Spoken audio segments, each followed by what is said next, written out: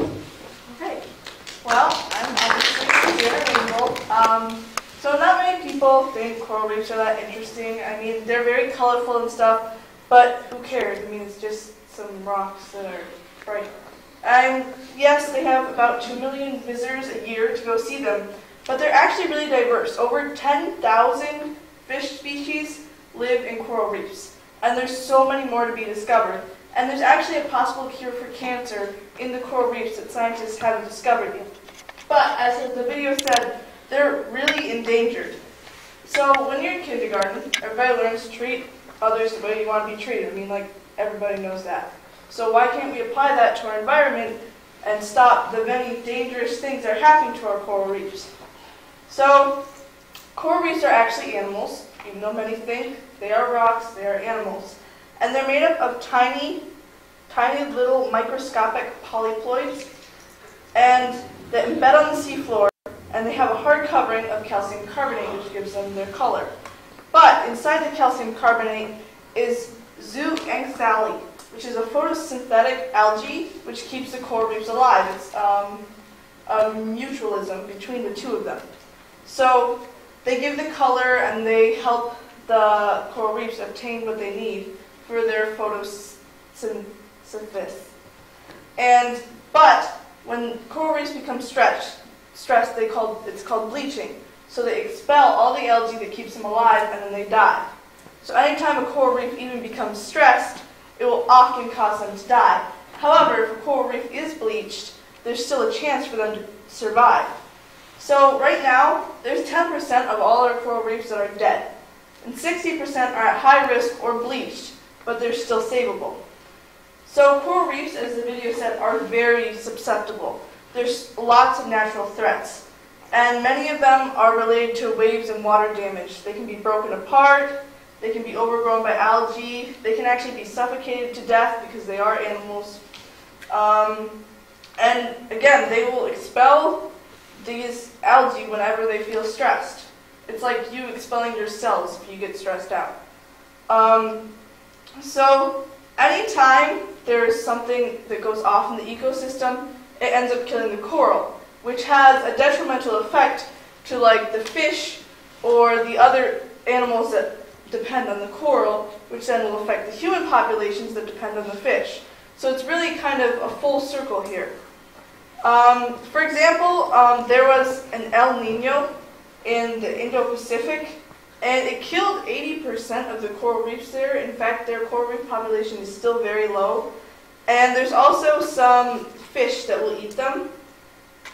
And due to humans, it's gotten worse because they're already susceptible to natural diseases, but in their ecosystem, they've found a way to reproduce, survive. However, they're escalated by humans, they're natural threats due to global warming or other things, or humans add extra threats. So humans, pollution is really big. A lot of people, even here, the runoffs and the things that you put in your water will eventually end up in the ocean and affecting a coral reef.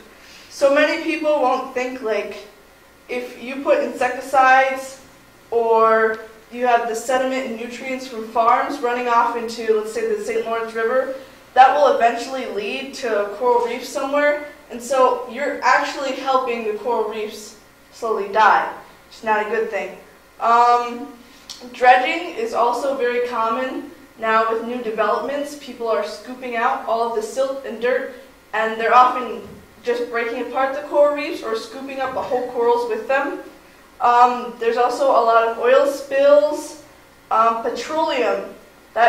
It damages their gametes, so coral reefs cannot produce once they've been infected with petroleum. Even if it's once, even if they're cleaned up, they still will never be able to reproduce again because it mutates their gametes. So then that coral reef basically, once it dies, it's dead. There's no other coral reefs like that. Fishing will also stress out the coral reefs because there's blast fishing and cyanide fishing, not as common in the US, but very common in other countries, where they actually hit rocks against the coral reefs to have the fish come out. Obviously, this is very detrimental to the coral reefs. 40 countries actually legalize and regularly use blast fishing, which is putting dynamite in the coral reefs and blowing them up to get fish.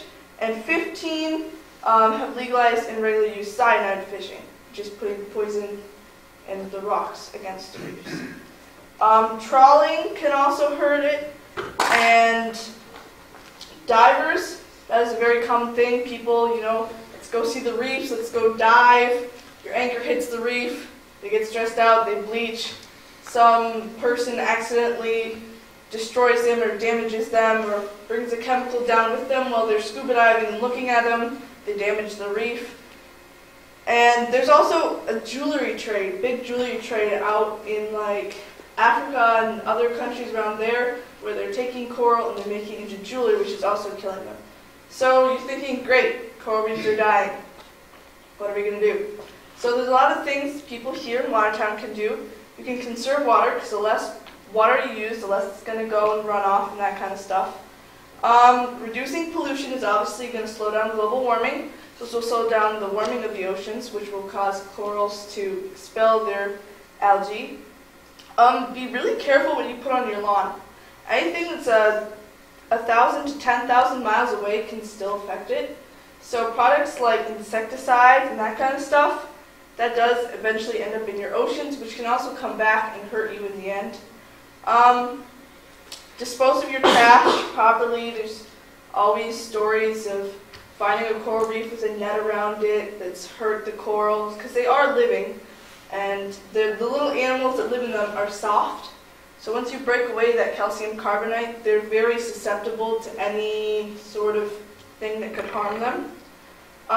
Support local businesses that are trying to help coral reefs.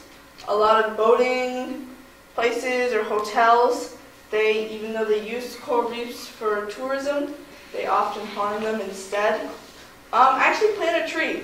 Trees can help prevent runoff, and they also help reverse the global warming.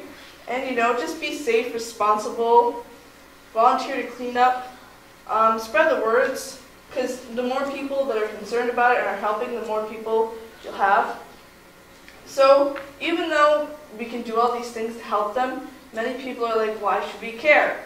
I mean, they're not even near us. Even though what we do can affect them, how can they possibly affect us? Well, actually, there's over 40,000 fish species and millions of other species that are undiscovered of fish. Scientists actually estimate about 1.8 or 2 million species that are just living in coral reefs that we have not discovered yet. And many are the key to finding new medicines in the 21st century. Many new medicines do come from coral reefs. And again, there is a possible cure for cancer, arthritis, and bacterial infections. They also provide goods and services worth almost $375 billion just per year. Through tourism, obviously, and it benefits the U.S. too. The Florida Keys alone earns $7.6 billion a year just from the coral reefs down there. There's also recreational fishing, which provides a lot of it, and reefs provide a fourth of the world's total fish catch, which provides critical food for 10 million people. So this helping save our reefs, which will make more fish, could potentially help save the starving people that don't have the correct resources or fish they need. It helps developing countries, because a lot of developing countries are around these reefs, and it could help them have a stance.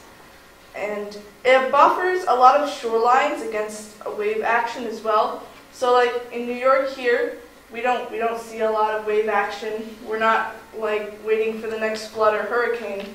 But that's because there's a coral reef somewhere out in the ocean that's barring us from having those waves come in and hurt our coast. And that helps all around the United States, all around the world. So many coasts, and saves a lot of lives and property damage. It also helps save productive wetlands. And about 500 million people will live within 100 kilometers of corals and rely on them. Their entire life is relied on these corals. So really when you say save the coral reefs, you're not just saying save the fish or save the cute little jellyfish or the crabs that are there. You're really saying help save the world and help save all the people that depend on those coral reefs for life. And so I hope that you guys choose to pick the